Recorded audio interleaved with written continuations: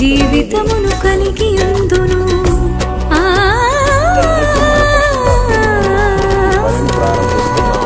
నీతి లేని లోకాన నీతి లేని మనుషుల మధ్య నీ నీతిని చూపించే చుట్టూ వేప చెట్లు తప్ప మిగతా మొత్తం కొట్టేసేయండి.